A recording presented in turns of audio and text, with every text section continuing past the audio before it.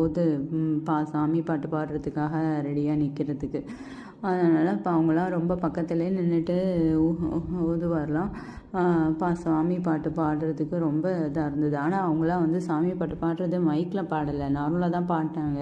அதனால் பக்கத்தில் இருக்கிறவ கொஞ்சம் தூரம் வரைக்கும் கேட்கும், அதுக்கப்புறம் பின்னாடி இருக்கிறவங்களுக்குலாம் அவ்வளோவா கேட்காது. ஓதுவாருக்கும் பாட்டு மைக்கு வச்சுருந்தாங்கன்னா ரொம்ப நல்லா இருந்திருக்கும். அதெல்லாம் இனிமேல் வைப்பாங்கன்னு நினைக்கிறேன். இதுக்கப்புறம் வர காலத்தில் போக போக பார்த்துட்டு கொஞ்சம் கொஞ்சம் டெவலப் பண்ணுவாங்கள்ல. ஒரு சில விஷயம்லாம் இதெல்லாம் நல்லா இருந்தால் நல்லாயிருக்குமே, இதெல்லாம் நல்லா இருந்தால் நல்லாயிருக்குமே, நான் அப்படி நினைக்கிறதுல வரும்னு நான் நினைக்கிறேன். எப்படி இருந்தாலும் அதுக்கப்புறம் வராமல் போய்டும், அந்த மாதிரி வைப்பாங்கன்னு நான் நினைக்கிறேன். ஃபைனல் தீபார்த்தனைன்னு நினைக்கிறேன். அதுக்கப்புறம் தான் வந்து தாலி இது பண்ணுவாங்க அப்படின்னு நினைக்கிறேன், மாலை மாற்றிட்டு. ஆனால் எவ்வளோ பேர் கூட்டம் தெரியுமா? செம்ம கூட்டம், ராத்திரி 10 மணிக்கு மேலே. ஆனால் இருந்தாலுமே வந்து வெளிப்பக்கம் இருந்து வரவங்க அவ்வளோவா இருக்க மாட்டாங்கன்னு நினைக்கிறேன். கோயிலை சுற்றி என் மாமியார் சொல்லும், கோயிலை சுற்றி இருக்கிறவங்க தான் வந்து அவ்வளோ நேரம் இருக்காங்க, அவங்களால தான் இருக்க முடியும். நடந்து போகிறவங்க, பக்கத்து தெருவில் உள்ளவங்க அப்படி தான். ஆனால் நிறையா பேர் வந்து நிற்கிறாங்களே.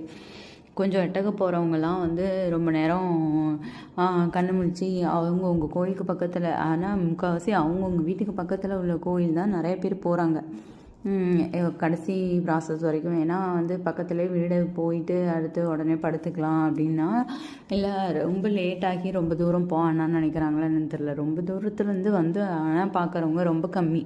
இவ்வளோ நேரம் வரைக்கும் இருந்து சுவாமி பார்த்துட்டு, சுவாமி வீதி உலா அன்றைக்கி ஆனால் செம்ம சூப்பராக நடந்தது. சாமி வீதிக்குள்ளே போயிட்டு அந்த பூ பல்லக்கு எல்லாமே உள்ளே கொண்டு வந்து ராத்திரியே வச்சுட்டாங்க. அதுதான் சொன்னேனே, ஒரு ராத்திரி உள்ளே வரும்போதே 1:30 மணியா 1:45 மணி இருக்கும். அடுத்து 2:30க்கு தான் நாங்களே கோயிலை விட்டு வெளில வந்தோம். ஆனால் அப்போ கூட வந்து கோயிலில் நிறைய பேர் வேலை பார்த்துட்டு இருந்தாங்கன்னா பார்த்துக்கோங்க. அப்போ எவ்வளோ வந்து டைம்லாம் பார்க்காம சுவாமிக்கு பண்ணுற வேலையை நிறைய பேர் பார்க்குறாங்க அப்படின்னு. அவங்களாம் வந்து இந்த சாமியை பல்லக்கில் தூக்கிட்டு போகிறாங்கல்ல, தூக்கிட்டு கொண்டு போய் வைக்கிறாங்களா, அவங்களாம் இருக்கிறதுனால தான் வந்து இதெல்லாம் அவங்களால ப்ராப்பராக பண்ண முடியுதே. வந்து வந்து அவங்க அந்த கரெக்ட் டைமுக்கு வந்து பண்ணுறதுனால. அதே மாதிரி பெருமாள் கோயில்லையும் பல்லக்கு தூக்குறவங்களாம் வந்து ரொம்ப அந்த கரெக்ட் டைமுக்கு அவங்க வந்து நின்று சேவிச்சு தொட்டு கொண்டு தூக்குவாங்க. அது ரொம்ப அழகாக இருக்கும் அதை பார்க்கும்போது. அவங்களால தான் வந்து இதெல்லாம் கரெக்டாக இந்த டைமுக்கு சுவாமி பரப்பாடு அது இது எல்லாமே பண்ணுறாங்க கரெக்டாக. இல்லாட்டி வந்து ரொம்ப கஷ்டமாக இருக்கும். அதுக்கு அவங்களும் வந்து கால நேரம் பார்க்காம வந்து நிற்கிறாங்க பாருங்களேன்.